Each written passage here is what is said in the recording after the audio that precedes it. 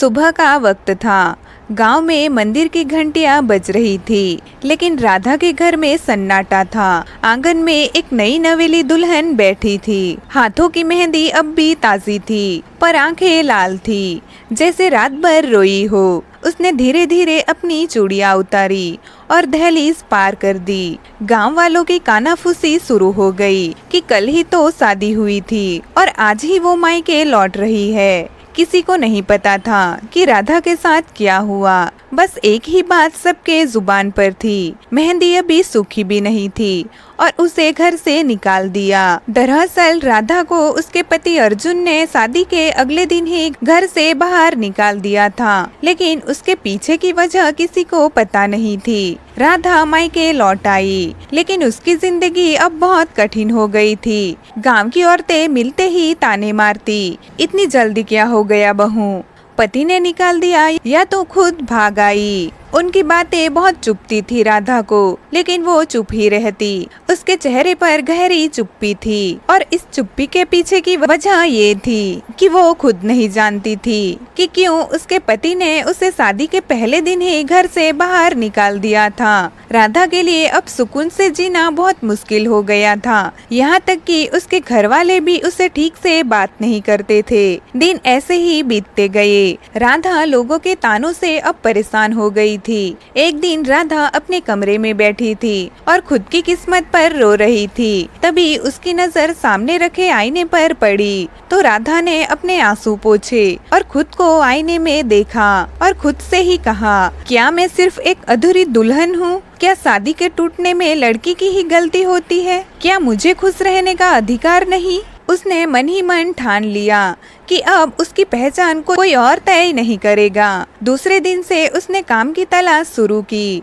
लेकिन वो ज्यादा पढ़ी लिखी नहीं थी, तो उसे कोई काम नहीं देता। लेकिन फिर भी उसने हिम्मत नहीं हारी और उसने अपने पड़ोस में रहती मौसी से सिलाई कढ़ाई का काम सीख लिया और फिर इसने सिलाई कढ़ाई का काम शुरू किया। पहले छोटे छोटे कपड़े बनाने शुरू किए, फिर गांव भर में औरतों को सिखाना भी उसने शुरू कर दिया। राधा की मेहनत रंग लाई। कुछ ही महीनों में उसका नाम गांव से लेकर शहर तक फैल गया। लोग अब उसे ताने नहीं मारते, बल्कि कहते, राधा दीदी तो सबकी प्रेरणा है। लेकिन राधा उनकी बातों पर ज्यादा ध्यान नहीं देती, क्योंकि यही वो लोग थे जो उसे एक समय में ताने देते नहीं थकते थे। और अब वो सफल हो गई तो लोग उसकी तारीफ कर रहे थे और राधा भी ये जानती थी कि अगर आगे चल के उससे कोई भूल होती है या कोई और उसके बारे में बुरा बताता है तो लोग फिर से उसके बारे में ताने देना शुरू कर देंगे।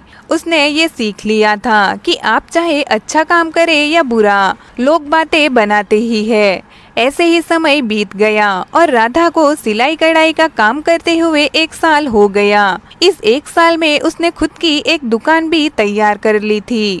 एक दिन गांव में मेला लगा था और उस मेले में राधा की दुकान भी सजी थी। रंगे बिरंगी चूड़ियाँ, कढ़ाई वाले दुपट्टे और उसकी मेहनत का चमकता सबूत। वो अब अपने जीवन में खुश रहने लगी थी। तभी मेले की उस भीड़ में उसने एक चेहरा देखा जो जाना पहचाना था।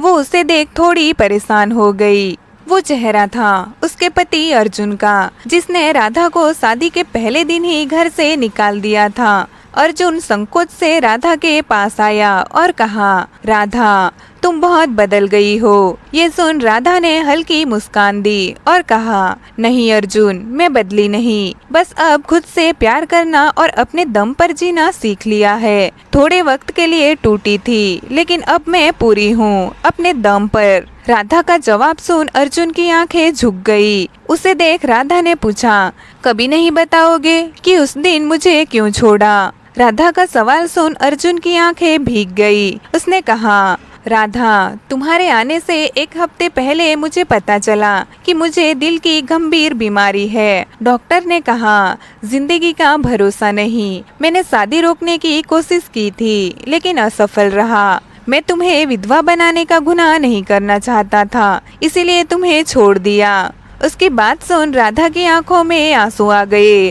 उसने कहा, तुम्हें लगा कि मैं बस सुख के लिए तुम्हारे साथ हूँ, प्यार और विश्वास तो मुश्किल वक्त में साथ निभाने का नाम है अर्जुन, लेकिन अब देर हो चुकी है। अगर अब तुम माफी मांगने आए हो तो वापस लौट जाओ। मैं कभी उस इंसान के साथ नहीं रह सकती जिसे मुझ पर जरा सा भी भरोसा ना हो, जिसे एक पल के लिए भी मेरा ख्याल ना आया। वैसे भी तुम्हें पहले से ही लगता है कि मैं तुम्हारे साथ नहीं रह पाऊंगी, इसीलिए तो मुझे सच नहीं बताया और खुद ही सब सोच लिया।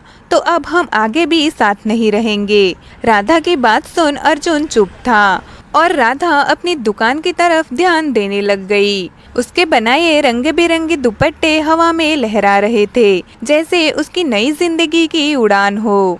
दोस्तों, ये कहानी हमें सिखाती है कि हमें अपनों से कोई भी बात छुपानी नहीं चाहिए। और कभी कभी लोग हमें छोड़ जाते हैं क्योंकि उन्हें लगता है कि वो हमारी भलाई कर रहे हैं, पर असली ताकत है सच बोलकर साथ निभाने में। क्योंकि किसी की जिंदगी से खेलना आसान है, लेकिन अपनी टूटी हुई जिंदगी को फिर से खड़ा करना सबसे बड़ी जीत है। कहानी सुनने के लिए धन्यवाद। आपको ये कहानी कैसी लगी कमेंट में ज़रूर बताना और ऐसी ही कहानियाँ सुनने के लिए हमारे चैनल को सब्सक्राइब करें।